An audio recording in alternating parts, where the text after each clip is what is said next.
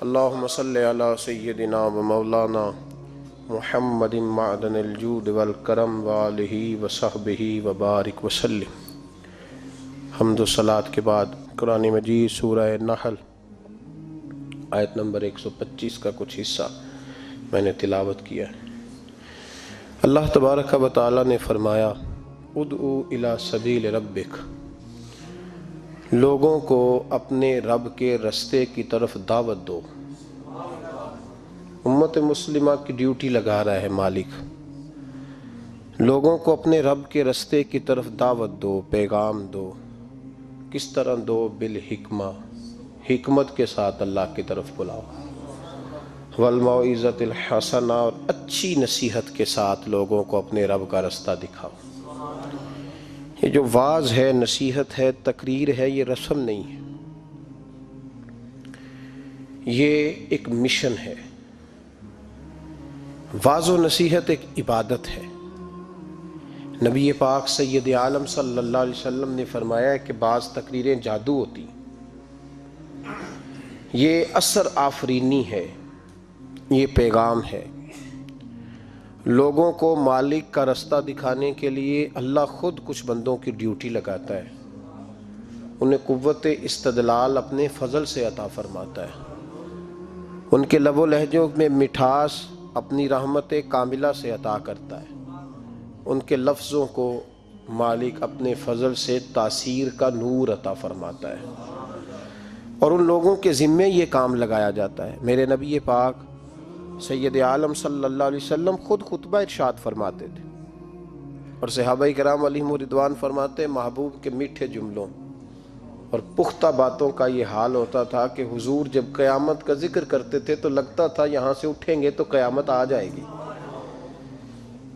اور محبوب پاک علیہ الصلوۃ والسلام جب کوئی بات ارشاد فرماتے تھے اور بات کرتے کرتے کبھی حضور لوگوں کو اللہ کے خوف کا اور قیامت کے قائم ہونے کا درس دے رہے ہوتے تھے تو لگتا یہ تھا کہ حضور کا ممبر بھی درد سے رو رہا۔ محبوب پاک صلی اللہ علیہ وسلم واعظ فرماتے، نصیحت کرتے۔ پہلے حضور ایک ستون، ایک تنا تھا، خشک درخت جب ہو جاتا ہے تو جو اس کا حصہ کھڑا رہتا ہے اس کو خشک تنا کہا جاتا ہے، تو وہ صحابہ نے مسجد میں گاڑ دیا تھا تو اللہ کے محبوب اس کے ساتھ ٹیک لگا کے خطبہ دیتے تھے۔ ان خطبوں کو لوگ معمولی سمجھتے ہیں، کہتے ہیں تقریر تو بس ٹھیک ہے، گھنٹہ گزارنا ہے، سننے والے بھی اور سنانے والے بھی، لیکن اس تقریر کی خوبصورتی ملاحظہ کیجئے گا کہ حضور اس سے ٹیک لگا کے کھڑے ہو کے خطبہ دیتے تھے۔ ایک صحابی نے کہا حضور ممبر نہ بنوا دوں، وہ خوبصورت سا ممبر بنوا کے لائے تو صحابہ کہتے ہیں حضور ممبر پہ بیٹھے تو وہ کھجور کا تنا چیخے مار کے رویا، وہ حضور کی اس گفتگو سے اداس ہونے لگا، حضور کے اس ٹیک لگانے سے بے چین اور چیخے مار کے رویا۔ ہمیں سمجھ نہ آتی کہ کوئی اس طرح روتا ہے جیسے کوئی بچہ ماں سے بچھڑ کے روئے، دائیں بائیں دیکھتے پر کسی کو خبر نہ لگی۔ دلوں کے حال جاننے والے رسول اٹھے اور محبوب پاک قریب گئے، اور جس طرح بچھڑی ہوئی ماں بیٹے کو سینے سے لگاتی ہے، حضور نے تنے کو سینے سے لگایا۔ تو یاد رکھیں یہ تقریر تو ایک رانائی ہے، یہ تو ایک خوبصورتی ہے، یہ تو ایک حسن ہے۔ اب جس مقاصد کے لیے ہم تقریریں سنتے ہیں، بس شعر آیا تو کیا بات ہے جی، آج جو شعر سنایا اس کی کیا بات ہے، وہ جو بات آج سنائی مزہ آ گیا۔ تقریر لطف کے لیے نہیں، تقریر اصلاح کے لیے ہوتی ہے۔ تو بتا تو نے اس سے حاصل کیا کیا، تیرے اندر تبدیلی کیا آئی، تو نے وہاں سے کیا چیز سیکھی، کون سا تیرا آج رخ بدل گیا، کس طرف تیری توجہ ہٹ گئی۔ بہت سارے تو ایسے ہیں جو تقریر کرنا ہی چھوڑ گئے، اور جو کرتے ہیں وہ بھی تقریریں نعروں کی نظر ہیں الا ماشاءاللہ، اور برسوں سے جو خود محفل نعت کرانے والا ہے وہ بیچارہ خود نمازی نہیں بن سکا، جو کئی سالوں سے ہر سال محفل سجاتا ہے اس نے کیا حاصل کیا وہاں سے۔ تقریر ایک خوبصورتی ہے۔ میرے محبوب کی تقریریں اور ان تقریروں کا کبھی حسن پوچھنا ہو تو صرف مسجد نبی کے ممبر سے خوشبو نہیں آئے گی، بلکہ آپ کو بدر کا میدان بھی بتائے گا کہ میں نے بھی مصطفیٰ کے خطبے سنے ہوئے ہیں، آپ کو احد کے پہاڑ بھی بتائیں گے کہ ہم نے بھی حضور کے خطبے سنے ہیں، اور آپ کو حنین کی وادیاں بھی بتائیں گی کہ مصطفیٰ خطبہ دیتے تھے، اور خانہ کعبہ میں جب حاجی طواف کر رہے ہوتے ہیں اور خطبہ جمعہ پڑھا جا رہا ہوتا ہے تو کعبہ کہتا ہے لوگوں مجھ سے پوچھو فتح مکہ کے موقع پر اونٹنی پر بیٹھ کر جب مصطفیٰ نے خطبہ پڑھا تھا، کیا خطبہ تھا، کیا رنگ تھا، کیا رعنائی تھی۔ تو یہ خطبے حضرت ابو بکر صدیق تقریر کرتے تو لوگ کہتے ہیں یوں لگتا کہ ابو بکر دلوں میں اتر جائیں گے، عمر کبھی خطبہ پڑھتے تو یوں لگتا کہ عمر یہاں بول رہے ہیں اور کیسر و کسریٰ وہاں کانپ رہے ہیں۔ ان لوگوں کی باتوں میں ٹھنڈک تھی، جہاں یہ دین کے مجاہد بنتے تھے تو وہی باتیں جلال تھیں، کمال تھا ان کی باتوں۔ بہت سارے لوگوں کی گفتگو اتنی خوبصورت ہوتی ہے، اب تو لوگ تقریر کرنے والے کو مولوی کہتے ہیں اور دم کرنے والے کو صوفی کہتے ہیں، حالانکہ صوفیاء کا سب سے زیادہ کمال یہ ہے کہ وہ لوگوں کو اپنی گفتگو سے اللہ کی طرف موڑ دیا کرتے ہیں۔ اصل صوفی وہ ہوتا ہے، آج جس با کمال صوفی کا ہم ذکر کرنے جا رہے ہیں، حضور غوث پاک، محبوب سبحانی، قندیل نورانی، شہباز لامکانی، شیخ سید عبد القادر جیلانی۔ کسی نے پوچھا تھا حضور غوث اعظم سے کہ آپ کی ولایت کس طرح کی ہے، تو آپ نے اپنی ایڑی کی طرف اشارہ کر کے فرمایا جب تک میرا قدم نہ لگے اللہ کسی کو ولایت دیتا ہی نہیں۔ تو میری ولایت کی بات کرتے ہو، میں جب تک مور نہ لگاؤں اللہ کسی کو ولی بناتا۔ شیخ سعدی بول پڑے، کہنے لگے غوث اعظم درمیان اولیاء جو محمد درمیان انبیاء۔ حضور غوث اعظم رضی اللہ تعالیٰ عنہ کا ولیوں میں وہی مقام ہے جو نبی پاک کا نبیوں میں مقام ہے۔ امام الاولیاء، سرتاج الاولیاء حضور غوث پاک رضی اللہ تعالیٰ عنہ۔ حضور غوث اعظم رضی اللہ تعالیٰ عنہ فرماتے ہیں میں تقریر نہیں کرتا تھا، تعلیم میں نے حاصل کر لی، پر میں تقریر، یہ بڑا ضروری کام ہے، یہ بڑا ضروری کام ہے۔ جو اثرات اس کے ہوتے ہیں باقی چیزوں، حضرت جنید بغدادی یہ تو حضور غوث اعظم کے بھی پیر ہیں نا، یہ تو حضرت داتا علی اجویری کے بھی پیر ہیں۔ حضرت جنید بغدادی کے بارے میں داتا صاحب نے لکھا ہے کشف المعجوب میں، فرماتے میں عالم بن گیا، پڑھ گیا، میرے ماموں بھی تھے، میرے مرشد بھی تھے حضرت سری سختی رحمت اللہ علیہ، تو مجھے اکثر کہتے کہ جنید یار تقریر کیا کر۔ میں کہتا ہوں حضور ابھی میں نیک نہیں، ابھی میں خود ٹھیک نہیں۔ میرے پیر بھائی بھی مجھے کہتے ہیں کہ حضرت کی بھی خواہش ہے تو ہمارا بھی دل کرتا ہے، لگتا ہے کہ آپ کی گفتگو کی برکت سے اللہ بڑے لوگوں کو ہدایت عطا فرمائے گا، آپ وسیلہ بنیں گے، تو بات کیا کریں۔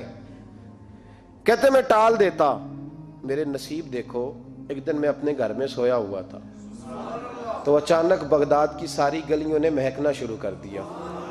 فرماتے اچانک ٹھنڈی خوشبوئیں پھیل گئیں، میرے نصیب دیکھو کہ مجھے مصطفیٰ کریم کا دیدار نصیب ہو گیا۔ خواب میری وچ آیا ماہی تے میں گل وچ پا لئیاں باواں تے ڈر دی ماری اکھ بھی نہ کھولاں کتے پھر بچھڑ نہ جاواں۔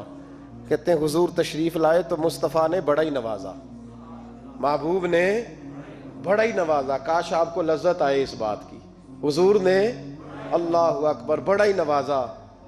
کہتے ہیں محبوب جانے لگے تو ہلکا سا جملہ، میٹھی سی بات، ایک جملہ بڑا میٹھا سا، جاتے دفعہ فرمانے لگے جنید تقریر کیا کر یار، تقریر کیا کر۔ داتا صاحب لکھتے ہیں، داتا صاحب فرماتے ہیں کہ حضرت جنید بغدادی کہتے ہیں عرض کی حضور اب تو ضرور کروں گا، اب تو روز کروں گا، کھول کے کروں گا۔ فرماتے ہیں میں جب اٹھا نا، فجر کی اذان ہوئی، وضو کیا، سنتیں پڑھی تو دل میں چور آ گیا۔ میرے دل میں خیال آیا کہ پیر صاحب نے تو کبھی نہیں بتایا کہ انہیں دیدار ہوا ہے، تو مجھے تو ہوا ہے نا۔ پیر صاحب نے، بہت سارے لوگ پیر صاحب سے خود سیانے ہوتے ہیں نا، ان کو خود نور نظر آتا ہے روز خواب میں، وہ بہت سارے جلوے خود بیان کر لیتے ہیں۔ تو کہتے ہیں میرے دل میں خیال آیا کہ پیر صاحب نے تو کبھی نہیں بتایا تو مجھے تو ہوا ہے۔ کسی درویش نے ایک شعر کہا تھا پر بڑے مسئلے اس نے حل کیے۔ وہ کہنے لگا جڑے محرم راز حقیقت دے او راز حقیقت کھول دے نہیں، او جنہ ویکھیا نہیں او کرن گلاں، جنہ ویکھ لیا او تے بول دے ہی نہیں، جنہ ویکھ لیا ہو ان سے بولا جاتا بھی نہیں، بولا جاتا بھی نہیں۔ تو کہتے ہیں میں سنتے گھر پڑھی تو خرامہ خرامہ چلا تو دل میں چور تھا، بانج فقیروں کسے نہیں ماریا، اے ہوئی چور اندر دا۔ کہتے ہیں میں گیا حضرت کے پیچھے نماز پڑھی 7ویں صف میں، تو اندر چور تھا کہ میرا تو درجہ اونچا چلا گیا ہے لیکن مجھے دیدار ہوا ہے. تو کہتے ہیں نماز حضرت نے خود پڑھائی تو نماز پڑھا کے کہنے لگے جنید آگے آ جا. فرماتے ہیں میں تیسری صف میں آ گیا تو کہنے لگے چل یار تھوڑا اور نیڑے آ جا. کہتے ہیں میں قریب جا کے نا پہلی صف میں بیٹھا تو کہنے لگے ادھر آ میرے ساتھ بیٹھ. کہتے ہیں میں ان کے ساتھ بیٹھ گیا حضرت کے ساتھ. یہ بھی کسی نصیبوں والوں کو نصیب ہے نا. کہتے ہیں میں ساتھ بیٹھ گیا مرشد کے. تو شیخ تسبیح رول رہے تھے، ادھر دیکھنا میری طرف، تسبیح پھیر رہے ہیں. اور تسبیح پھیرتے پھیرتے نا اچانک آنکھ اٹھائی اور میری طرف دیکھ کے کہنے لگے اب تقریر کرو گے نا، جڑے محرم راز حقیقت دے، اب کرو گے نا تقریر. تو میرے اندر تو چور تھا. میں نے کہا جی اب کیا ہوا ہے؟ چور تھا نا کہ مجھے پتا ہے کسی کو پتہ ہی نہیں، اب کیا ہوا ہے؟ تو کہتے ہیں وہ چپ کر گئے. چند منٹ کے وقفے کے بعد پھر فرمانے لگے اب کرو گے نا تقریر. کہتے ہیں اندر چور بیٹھا تھا. میں نے کہا حضور ہوا کیا ہے بتائیں تو صحیح. کہتے ہیں انہوں نے تسبیح چھوڑی، جبہ سمیٹا اور چہرہ میری طرف پھیرا، اور میں نے ان کی آنکھوں میں جو روشنی آج دیکھی پہلے کبھی نہیں دیکھی تھی. لب و لہجے میں جو جلال آج دیکھا وہ کبھی نہیں دیکھا تھا. فرماتے ہیں حضرت بولے نظر تو وہ ظالم نظر ہے، اٹھے تو بیڑا ہی پار کر دے، گرے تو خانہ خراب کر دے. فرماتے ہیں میں نے حضرت کا جلال دیکھا اور میری طرف دیکھ کے فرمانے لگے جنید کل جو رات گزری ہے مجھے خواب میں اپنے رب کا دیدار ہوا تھا. تو مالک نے پوچھا کہ سری کوئی بات بتا. تو میں نے عرض کی مولا ایک کی مرید تیار کیا ہے وہ بھی تقریر نہیں کرتا، کبھی تیرے حبیب کا ادھر کا پھیرا ہو تو ذرا جنید کو اشارہ کر جائے تو چلو میرا بھی کام بن جائے گا، لوگوں کا بھی نفع ہوگا. کہتے ہیں حضرت جنید بغدادی کہ میری چیخ نکلی، اللہ اکبر کہا تو میرے کپڑے پھٹ گئے. بغداد کی وہ مسجد ساری رونے لگی. کہتے میں قدموں میں گرا اور میں نے کہا محبوبہ مجھے معاف کر دے، مجھے تو آج پتہ چلا ہے کہ میرے اوپر مصطفیٰ بھی کرم فرمائے تو تیری دعاؤں کی برکت سے فرماتے. تقریر اتنا ضروری کام ہے کہ محبوب خود فرماتے ہیں جنید تقریر کیا کر بات یار لوگوں کو فائدہ ہوگا. حضور غوث اعظم رضی اللہ تعالیٰ عنہ فرماتے ہیں میں تقریر نہیں کرتا تھا، تعلیم مکمل کر لی بات نہیں کرتا تھا.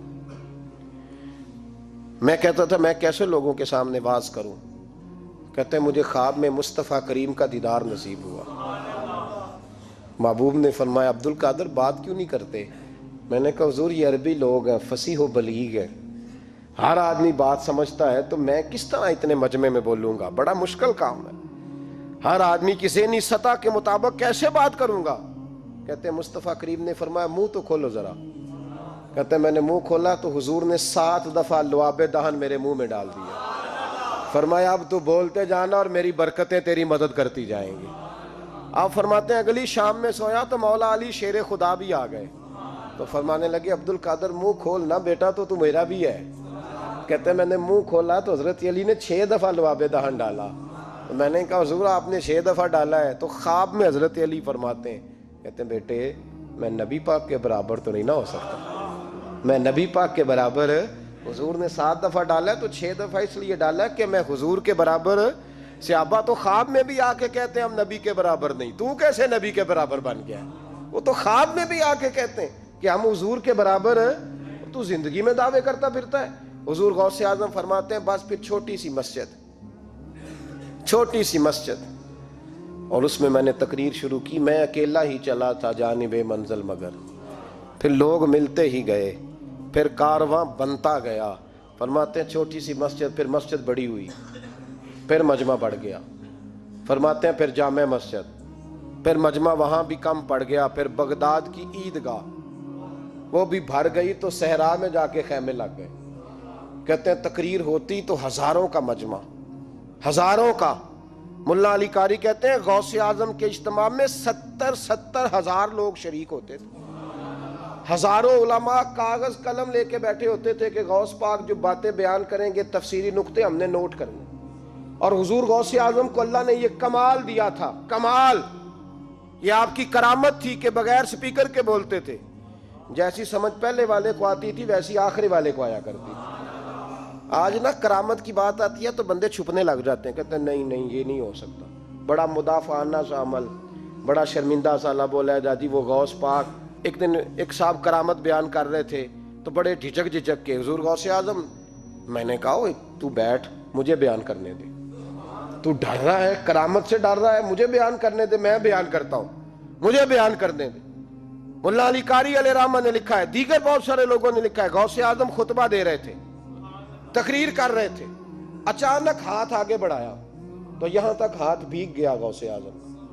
ہاں کھول کے دیکھے، کھول کے بات کر رہا ہوں، ہاتھ یہاں تک بھیگ گیا۔ مرید کہتے ہیں ہم نے پوچھا حضور پانی بھی کوئی نہیں، ہاتھ بھیگ گیا۔ میں چپ کر کے سبق پڑھو، شاگردوں کو پڑھا رہے ہیں، چپ کر کے سبق پڑھو۔ تھوڑی دیر گزری، چند گھنٹے تو ایک قافلہ آ گیا، سارے لوگ پانی میں بھیگے ہوئے ہیں۔ حضور غوث اعظم کے سامنے کھڑے ہوئے، کہا حضور آپ نے بڑی کرم نوازی فرمائی، بڑی کرم نوازی۔ وہ شاگرد کہنے لگے ہوا کیا؟ تو وہ لوگ کہنے لگے کشتی میں بیٹھے تھے تو کشتی ڈوبنے لگی، ہم نے کہا یا شیخ عبد القادر جیلانی، خدا کے فضل سے ہم پر ہے سایہ غوث اعظم کا، ہمیں دونوں جہاں میں ہے سہارا غوث اعظم کا۔ کہتے ہیں حضور غوث اعظم نے وہاں بیٹھے ہاتھ لگایا اور ڈوبتی کشتی کو باہر نکال لیا، اور ڈرنے لگے، کہنے لگے جناب یہ کرامت لوگ نہیں مانیں گے۔ تو میں کہا جنہیں نہیں مننا نہ مننے، ان کے کانوں کے نا پیچھے خارش ہوتی ہے جب اس طرح کی ولیوں کی بات بتائی جائے۔ وہ تو حضور غوث اعظم کی بات نہیں مان رہا، پڑھنا سورہ نمل پڑھ۔ حضرت سیدنا سلیمان علیہ السلام اپنے محل میں بیٹھے دربار میں، فرمایا ملکہ بلقیس کا تخت چاہیے۔ تم قرآن نہیں پڑھتے؟ ملکہ بلقیس کا تخت چاہیے۔ تو ایک جن اٹھا، اس نے کہا دربار برخاست ہونے سے پہلے، دربار کے برخاست ہونے سے پہلے، بے شک آپ 5 منٹ میں برخاست کر دیں تخت آ جائے گا، ہزاروں میل دور تھا۔ پتہ نہیں کہاں قرآن پڑھتے ہو تم، بنی اسرائیل کے ولیوں کی کرامتیں مانتے ہو، اور نبی پاک کی امت کی باری آئے تو تمہیں خارش ہوتی ہے۔ شرمندہ سا لب و لہجہ، ہمارا لب و لہجہ شرمندہ نہیں، اس لیے کہ ہم تو جیتے اور زندہ ہی ولیوں کے نام کی برکت سے ہیں۔ ہمارے لب و لہجے میں تمہیں شرمندگی نہیں ملے گی، ہم اس طرح بیان نہیں کرتے کہ کوئی کیا کہے گا تو بچ کے جملے۔ حضرت سلیمان سے کہا آپ کا دربار برخاست ہونے سے پہلے، آپ نے فرمایا نہیں بھائی، اس سے بھی پہلے چاہیے۔ ایک اٹھا، عندہ علم من الکتاب، جس کے پاس کتاب میں سے کچھ علم تھا، پورا علم نہیں تھا اس کے پاس، کتاب میں سے۔ حضرت آصف بن برخیہ تو کہنے لگے حضور میں نہ لے آؤں؟ تو میں کب لاؤ گے؟ انہوں نے کہا پلک جھپکنے سے نہ، اگر سارے بولے تو لطف آئے گا، پلک جھپکنے سے پہلے۔ آپ نے فرمایا چل لا کے دکھا۔ پھر آیا کہ نہیں؟ بولے آیا نا۔ حضرت آصف بن برخیہ وہاں سے گئے کہ وہیں رہے؟ آیا نا تخت، 80 فٹ اونچا، 80 فٹ چوڑا، 80 فٹ لمبا، اتنا بھاری کہ شاید 50 لوگ نہ اٹھا سکیں۔ وہ آیا، سامنے رکھا تو حضرت سلیمان کہنے لگے یہ کیا ہے؟ تو جناب آصف بن برخیہ کہنے لگے ھذا من فضل ربی، یہ میرے رب کا، اور جن پر نرا فضل ہے ان کی یہ شان ہے، جن کو اللہ کے وبشر المؤمنین بان لہم من اللہ فضلا کبیرا۔ محبوب اپنے غلاموں کو خوشخبری دے دے کہ تیرے غلاموں پر میرا بڑا فضل ہے، فضل نہیں فضل کبیر ہے۔ تو جن پر نرا فضل ہو وہ تو بغیر جائے تخت لے آئے، اور جن پر فضل کبیر ہو وہ ڈوبتے ہوئے مرید کو ہاتھ ڈال کے بچا نہیں سکتے، وہ نہیں بچا سکتے۔ ڈر کے کیوں بات کرتے ہو؟ کھل کے کو، خدا کے فضل سے ہم پر ہے سایہ غوث اعظم کا، ہمیں دونوں جہاں میں ہے سہارا غوث اعظم، اور خدا دے گا منادی حشر میں یہ قادریوں کو۔ اور اس سے مراد ہر حضور غوث اعظم کا نام لینے والا قادری ہے۔ خدا دے گا منادی حشر میں یہ قادریوں کو، کہاں ہے قادری؟ کر لے نظارہ غوث اعظم کا، کہاں ہے قادری؟ کر لے نظارہ غوث اعظم کا رضی اللہ تعالی عنہ۔ اور جمیل قادری 100 جان سے ہو قربان مرشد پر، یہ اعلیٰ حضرت کے خلیفہ تھے جنہوں نے لکھا ہے، کہتے ہیں جمیل قادری 100 جان سے ہو قربان مرشد پر، بنایا جس نے مجھ جیسے کو بندہ غوث اعظم کا، بنایا جس نے مجھ جیسے کو بندہ غوث اعظم کا۔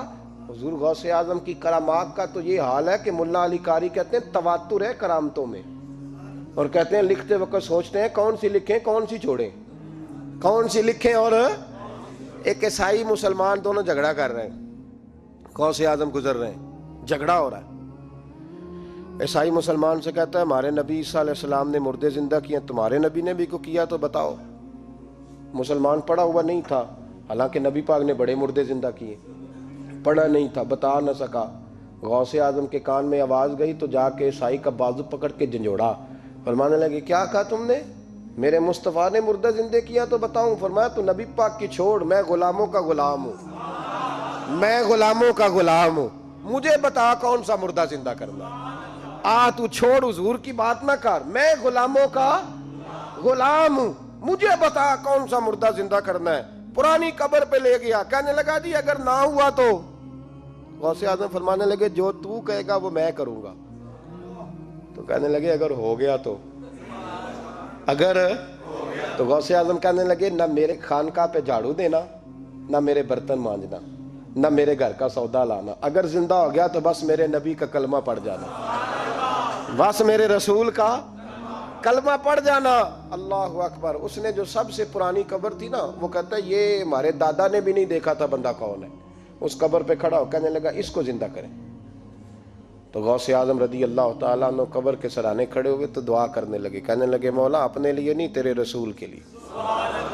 پھر فرمایا قم باذن اللہ، اٹھ اللہ کے حکم کے ساتھ۔ ایک عورت کلمہ پڑھتی ہوئی کھڑی ہو گئی، کھڑی ہو گئی، اور کھڑی ہو کے اس نے پہلا جملہ کہا تو کمال کر دی، کہنے لگی میرے نصیب دیکھو، میں بنی اسرائیل کی تھی، عبد القادر تیرے صدقے جاؤں، تو نے مجھے کھڑا کیا ہے تو اللہ نے مجھے مصطفیٰ کا کلمہ پڑھنے کی توفیق دے دی، تیرے قربان جاؤں عبد القادر، تیری کیا بات ہے۔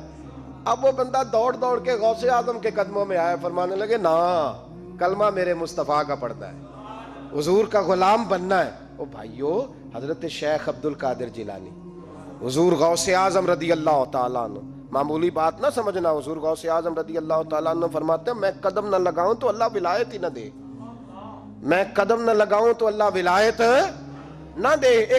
ایک آدمی سے حضور غوث پاک ناراض ہو گئے، ایک شخص سے نکل جا میرے آستانے سے، دعا منگیا کرو سنگیو، کتے مرشد نہ رس جاوے، جنہاں دے پیر رس جاندے، وہ جیوندے بھی وہ مرے ہی رہن، چل دوڑ جا، نکل جا۔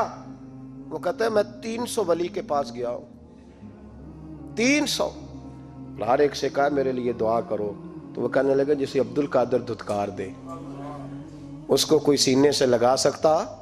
چل واپس چلا جا۔ آ کے قدموں میں بیٹھ گیا، کہنے لگا سونے معاف کر دے۔ فرمانے لگے تو نے دیر کر دیا، میں تو کب سے معاف کیے بیٹھا ہوں، تو نے دیر کی آنے میں تو رسول اللہ کا غلام ہوں، اور حضور نے معاف کرنا سکھایا ہے۔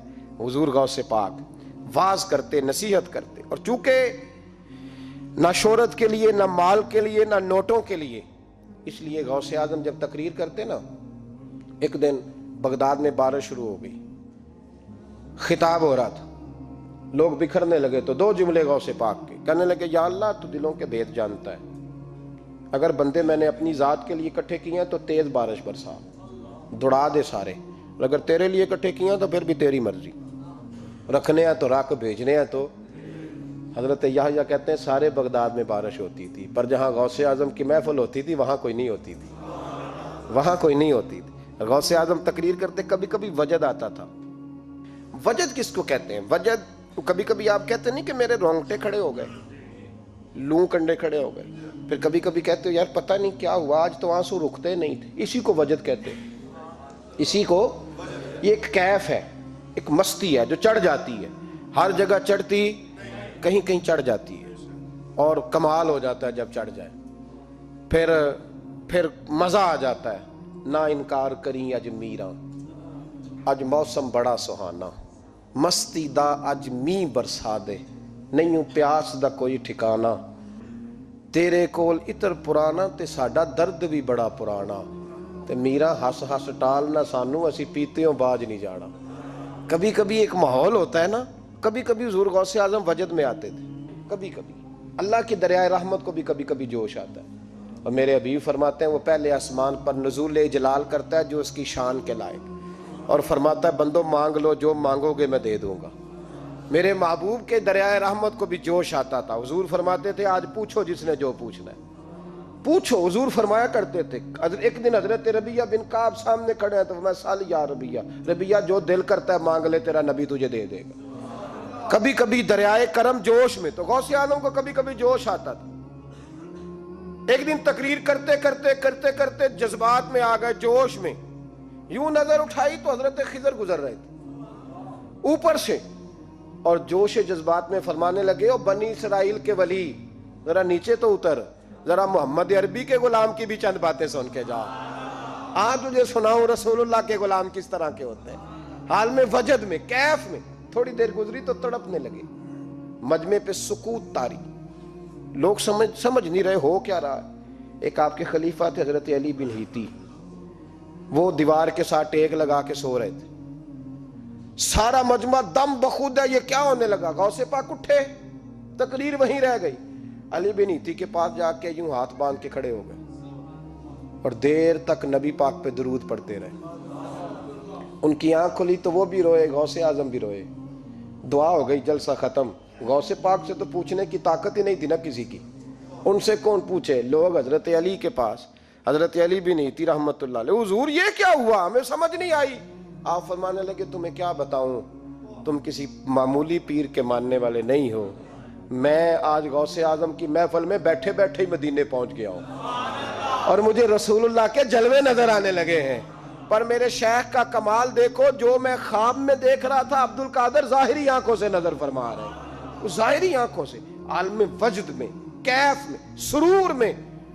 اور جب غوث اعظم تقریر کرتے تھے نا تو 50 آدمی اس کونے سے کھڑے ہوتے تھے، کہتے تھے حضور ساری زندگی گناہ کیے ہیں، اب توبہ کرتے ہیں، اب دوبارہ گناہ نہیں کریں گے۔ اس کونے سے 15 کھڑے ہوتے تھے، حضور ڈاکے ڈالے ہیں ساری اوپر، اب توبہ، آپ کی بات نے دل بدل دیا ہے، اللہ نے توفیق ہدایت دے دی۔ ادھر سے 10 کھڑے ہوتے، حضور سود کا دھندا، چوری کا دھندا، آج کے بعد توبہ۔ ایک بزرگ تھے حضرت یحییٰ بن نجا ان کا نام تھا، وہ کہتے ہیں میں نے سوچا روز بندے توبہ کرتے ہیں، آج میں گنوں نہ کہ ایک محفل میں کتنے کرتے ہیں، آج گنوں نہ۔ اب تو کاؤنٹنگ کے مختلف ذرائع ہیں نا، کیلکولیٹر ہے، باقی چیزیں، اس زمانے میں یہاں گٹھلیاں ہوتی تھی کھجور کی، بندے کوئی چیز گننی ہوتی تو گٹھلی ڈالتے، یا لوگ دھاگا لے جاتے تھے، ہر دھاگے پہ گرہ لگاتے تھے، ایک گرہ دوسری گرہ، وہ کہتے ہیں میں نے نا اپنے پلو کے چادر کے نیچے دھاگا چھپا لیا، ایک بندہ توبہ کرنے اٹھا تو ایک گرہ ڈال دی، دوسرا اٹھا تو دوسری گرہ ڈال دی، تیسرا اٹھا تو تیسری، کہتے ہیں اچانک بندے زیادہ ہو گئے، اب میری سپیڈ ہی بڑی کم تھی، میں کوشش بڑی کرتا پر بندے زیادہ، کہتے ہیں بڑی کوشش کی پر میں پورا ہی نہ ہوں، کہتے ہیں جب میں تھک گیا نا اور تھوڑا سا میرا سانس بھی پھولنے لگا، پریشان بھی ہوا، تو غوث پاک نے میری طرف دیکھا اور دیکھ کے مسکرائے اور مسکرا کے فرمانے لگے، یحییٰ میں دلوں کی گرے کھولتا جا رہا ہوں، تو بند کرتا جا رہا ہے، میں گرہ کھول رہا ہوں، تو گرے لگا رہا ہے، اور چھوڑ دے یار، تجھ سے نہیں گنا جائے گا۔ یہ عبد القادر کی وجہ سے توبہ نہیں کر رہے، خدا کے فضل کی وجہ سے کر رہے، اور اللہ کا فضل گنا جا سکتا نہیں، شمار کیا جا سکتا۔ فرمایا نہ کر۔ آپ نے 40 سال لوگوں کو تبلیغ فرمائی، ہزاروں یہودیوں نے کلمہ پڑھا، لاکھوں نے، عیسائیوں کا بڑا عالم تھا، وہ کہتا ہے میں پوری انجیل پڑھتا تھا، جتنے نسخے تھے سب مجھے یاد تھے، لیکن میں متاثر ہو گیا اسلام سے، یمن کا رہنے والا تھا، میں نے ایک ٹھان لی اس کے ہاتھ پہ کلمہ پڑھنا ہے جو اس وقت نبی پاک کی امت میں سب سے زیادہ شان والا ہو۔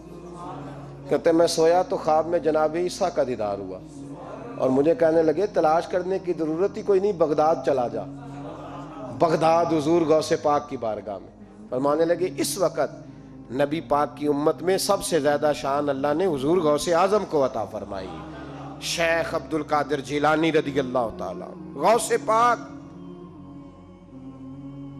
ہم کوئی دیوانے لوگ نہیں، یا ہمیں شعور نہیں، یا ہمیں عقل نہیں، ساری زندگی کھل کے جس چیز کا زیادہ تعارف کرایا وہ غوث اعظم کی نسبت ہے۔ اب تو ہمارے ہاں پیری مریدی کا رواج ہی نہیں نا، حضرت باعزید بستامی فرماتے تھے میں اس مولوی کے پیچھے نماز نہیں پڑھتا جو کسی کا مرید نہ ہو، جس کا اپنا پیشوا کوئی نہیں وہ میری پیشوائی کیسے کرے گا۔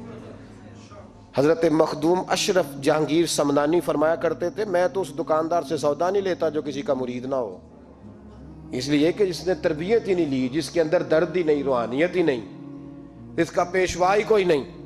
کس طرح اب تو ماحول نہیں نہ رہا.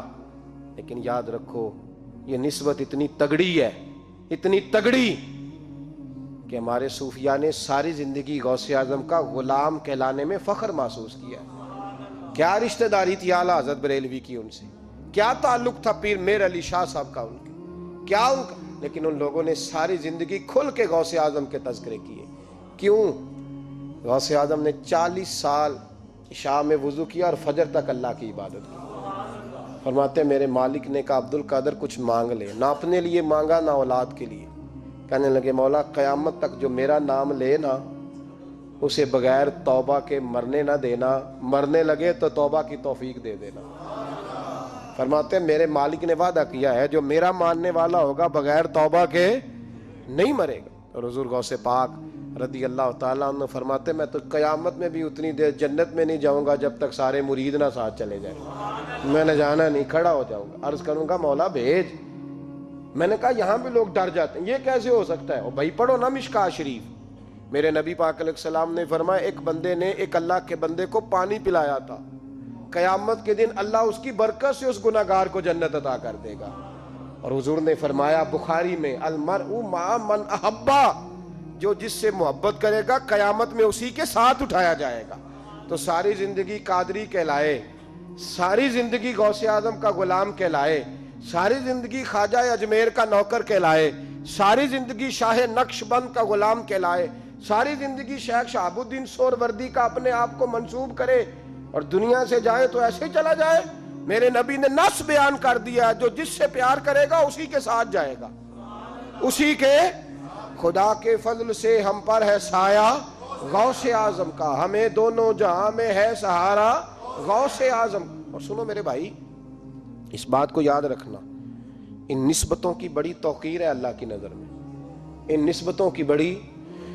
امام محمد ایک بزرگ گزرے ہیں، لطف کی باتیں چھیڑ دی ہیں میں نے، آج مضمون لطف کا ہے نا. امام محمد حضرت امام اعظم کے شاگرد ہیں. ان کے پاس ایک بندہ آیا، کہنے لگا حضرت صاحب مسئلہ پوچھنا ہے. فقہ کے امام تھے. کہا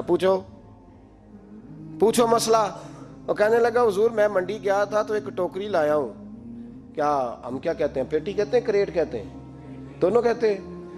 تو کہتے وہ میں ایک پیٹی لایا ہوں، ایک ٹوکری سیب کی بھری ہوئی.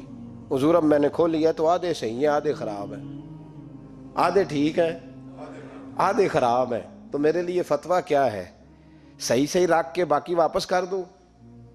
تو امام محمد فرمانے لگے نہیں، شریعت کہتی ہے یا سارے رکھ یا سارے واپس کر. یہ کہے تو رونے بھی لگ گئے ساتھ ہی. تو کہنے لگا حضور مسئلہ مجھے بتایا ہے اور رونے آپ لگ گئے ہیں. کہنے لگے مجھے بھی کوئی بات یاد آ گئی ہے. قیامت میں جب کسی استاد کے شاگرد جائیں گے، کسی پیر کے مرید جائیں گے، اور کہنے لگے جب مصطفیٰ کے غلام جائیں گے، جب غوث اعظم کے ماننے والے جائیں گے تو کچھ اچھے ہوں گے کچھ برے ہوں گے. تو ہم بھی کہیں گے یا اللہ یا سارے رکھ یا سارے بھیج یا سارے رکھ یا. تو فرمایا رب کریم نیکوں پہ ظلم تو کرے گا نہیں، اس لیے امید ہے وہ کہے گا میں نے جنت کھول دی ہے، لہذا رسول اللہ کی ساری امتی جنت میں داخل ہو جائے، ساری امتی جنت میں داخل ہو جائے. پیش حق مجدہ شفاعت کا سناتے جائیں گے، آپ روتے جائیں گے، ہم کو ہنساتے جائیں گے. باغ جنت میں محمد مسکراتے جائیں گے، پھول رحمت کے گریں گے، ہم اٹھاتے جائیں گے. حشر میں ہوگا ہمارا داخلہ اس شان سے، ہم یا رسول اللہ کا نعرہ لگاتے جائیں گے، یا رسول اللہ کا نعرہ حضور غوث پاک رضی اللہ تعالیٰ عنہ فرمانے لگے میں نے عرض کی مولا میرا نام لینے والے بغیر توبہ کے نہ مرے. تو فرمایا عبد القادر جواد رہا جو تیرا نام لے گا مرنے سے پہلے توبہ کی توفیق دے دوں. ان نسبتوں کو لوگ معمولی سمجھتے، ان کو معمولی جانتے ہیں. اور حضور غوث پاک ایک بات مجھے پسند بڑی ہے، اگرچہ میں نام نہیں لینا چاہتا کس نے لکھی ہے، میں نے لیا بھی تھا کئی دفعہ، لیکن بات بڑی کمال ہے، غیروں نے کی ہے. اور میں نے تو اس ایک حوالے کے لیے پوری کتاب 10 جلدوں کی منگا کے رکھی ہوئی ہے، ایک حوالے کے لیے، ایک بات کے لیے. غوث اعظم کا دھوبی فوت ہو گیا. کون؟ پتہ نہیں آپ کو بھی اتنا ہی مزہ آ رہا ہے جتنا مجھے آ رہا ہے. حضور غوث اعظم کا دھوبی فوت ہو گیا، کپڑے دھوتا تھا. تو بعد میں اس دھوبی کو کسی نے خواب میں دیکھا تو پوچھا کیا بنا؟ تو کہنے لگے کچھ بھی نہیں. فرشتے نے آ کے پوچھا من ربو کا، رب کون ہے؟ تو میں نے کہا میں تو غوث پاک کا دھوبی ہوں. اس نے پوچھا ماں دینوں کا، تیرا دین کیا ہے؟ تو میں نے کہا میں غوث پاک کا دھوبی ہوں. فرشتہ پھر کہنے لگا تو کیسا دیوانہ ہے، میں کہہ رہا ہوں کہ اللہ کا پتہ بتا، رب بتا، تو غوث پاک کا بتا رہا ہے. کہتے 2-3 دفعہ کہا. جاگ رہے ہو آپ لوگ؟ 2-3 دفعہ کہا. وہ بار بار یہی کہتا کہ میں غوث پاک کا، میں غوث اعظم کا دھوبی ہوں. کہتے ہیں حضور غوث اعظم اس کی قبر میں تشریف لائے. قبر میری تے میرے پیرا جے کر پاویں پھیرا. قبر میری تے میرے پیرا جے کر پاویں پھیرا. قبر دے وچوں ہڈیاں اٹھ کے مجرا کر سن تیرا. حضور غوث اعظم قبر میں آئے اور فرمانے لگے کیوں تنگ کرتے ہو میرے ماننے والے کو؟ کیوں تنگ کرتے ہو میرے؟ یہ کوئی لوارث ہے، اس کو تنگ کر رہے ہو؟ کہا حضور اللہ کا پتہ بتاتے ہیں تو آپ کا بتاتے ہیں. فرمانے لگے تمہیں سمجھا رہا ہے، یہ تمہیں سمجھا رہا ہے کہ عبد القادر کے تو کوئی دروازے سے گزر جائے تو اسے خدا یاد آ جاتا ہے، اس نے تو ساری زندگی کپڑے دھو کے دیے. یہ تمہیں بتا رہا ہے کہ مجھے رب بھولا، ان کے تو گلی سے گزر جائے تو اللہ اللہ کرنے لگتا ہے، اور میں نے ساری زندگی کپڑے دھوئے ہیں، میں نے ساری زندگی ڈرائیوری کی ہے، میں نے ساری زندگی نوکری کی ہے، میں تابعدار رہا ہوں، مجھے رب بھول گیا ہے. فرماتے ہیں حضور غوث اعظم نے فرمایا مجھ سے پوچھو کیا پوچھنا ہے، مجھ سے پوچھو. فرشتے کہنے لگے ہم پوچھتے ہی نہیں، ہم پوچھتے ہی نہیں، عبد القادر جانے اور خدا جانے. بات ختم ہو گئی. میرے غوث پاک رضی اللہ تعالیٰ عنہ کو اللہ نے جو کمالات عطا فرمائے، حضور غوث اعظم کو اللہ تعالیٰ نے جو مرتبہ، آج بھی ہمارے کچھ دوست گئے ہوئے ہیں بغداد شریف، کہتے ہیں یار قربان جائیں، ساری دنیا دیکھی ہے.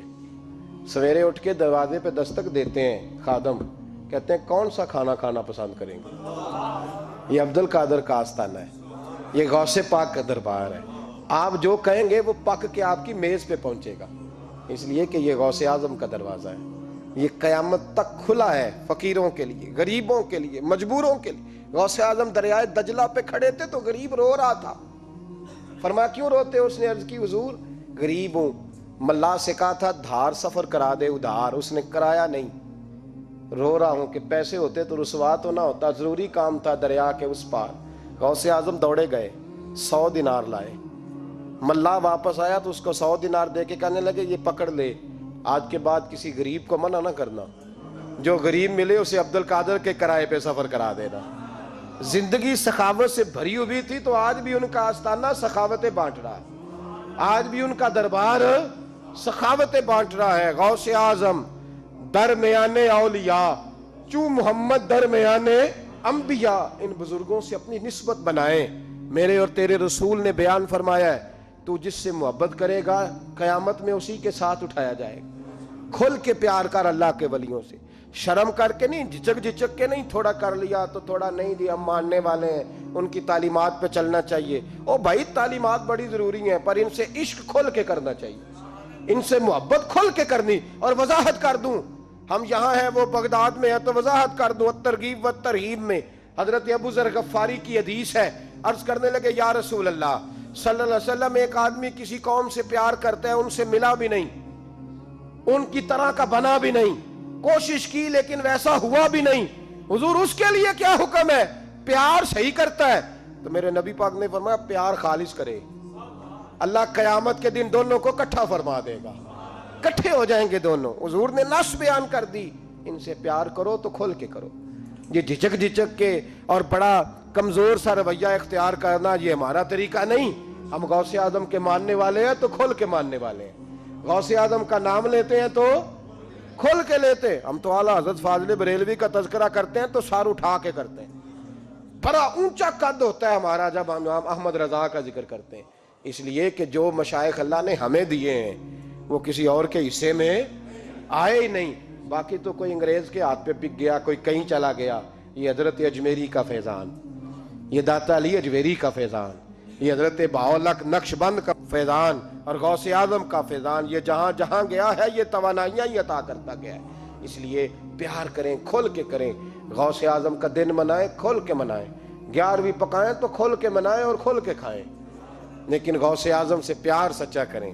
ان کی تعلیمات پر توجہ سے ہی کریں، ان بزرگوں کے نقش قدم چلیں، جھجک جھجک کے نہیں، ڈر ڈر کے نہیں، آہستہ آہستہ نہیں، کھل کے ایک دفعہ کہیں خدا کے فضل سے ہم پر ہے سایہ غوث، ہمیں دونوں جہاں میں ہے سہارا غوث، خدا دے گا منادی حشر میں یہ قادریوں کو، کہاں ہے قادری کر لے نظارہ غوث اعظم کا۔ آخر دعوانا ان الحمدللہ رب العالمین۔